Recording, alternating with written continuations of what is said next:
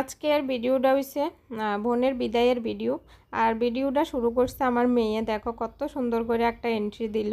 তো এখন আমি আর জয়শ্রী মিললে বোনের সাজাইতে আছি, কারণ আজকের লাগে আর পার্লার কইছে না, তো আমরা একদিনের লাগে পার্লারের মেকআপ আর্টিস্ট হইয়া গেলাম, আমি আর আমার ভাইয়ের বউ মিললে বোনেরও সাজাইতে আছি। তো শাড়ি পরানো হয়েছে, অখন হয়েছে চুল বান্ধা হইতেছে। তো চুলটা বান্ধা দিয়া তারপরেই কিন্তু আমি এখান থেকে গায়েব হইয়া গেছি। আমারে আর পুরা ভিডিওতে তোমরা কোনো গানেই দেখতা না, কারণ আমি বোনের বিদায়ের সময় আসিলাম না। আমার একটা সারা জীবনের দুঃখ আফসোস যাই কও এটা থাকবো, কারণ আমি পুরা বিয়ে পরের দিন বিকাল পর্যন্ত থাকিয়াও আমি বোনের বিদায় দেখছি না।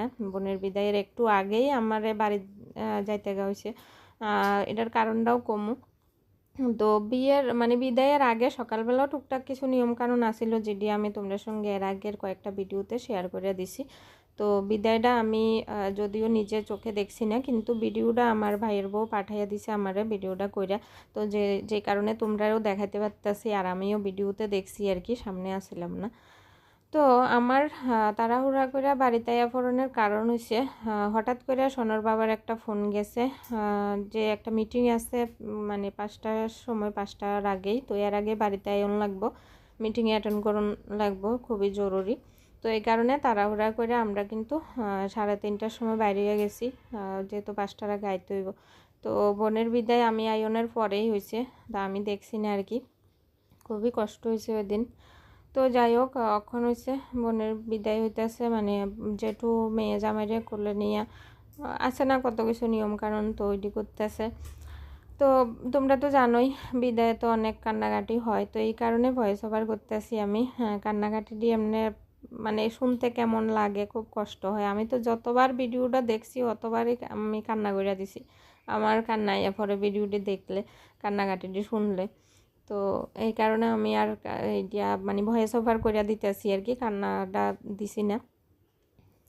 তো জেঠু কোলে নিছে, এখন জেঠুমনি কোলে নিতেছে। তো আর কি কমু, মানে তোমরা তো সবাই জানো একজন মেয়ে খুবই ভালো বুঝবো এই বিদায়ের টাইমটা কেমন কষ্ট হয়। তো কিছু কওয়ার নাই। তো যাই হোক, এখন বিদায় হইতেছে, মানে রাস্তায় আইয়া পড়ছে, গাড়ি বানাইতে আছে মা বৌদি টদি সবাই মিললে। তো তারপরেই মানে সবার থেকে বিদায় নিয়ে বোন গাড়িতে উঠে শ্বশুরবাড়ির উদ্দেশ্যে রওনা হইলো। আর এমন একটা দিন আমিও পার করে আইছি।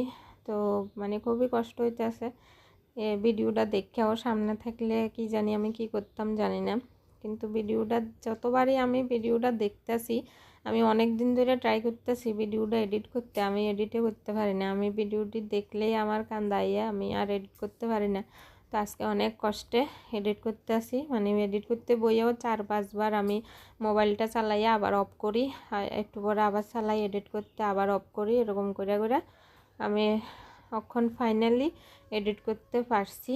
তো আর কি, চলো এখন লাগে টাটা, দেখাবো আবার নেক্সট ভিডিওতে বোনের বউ ভাতে।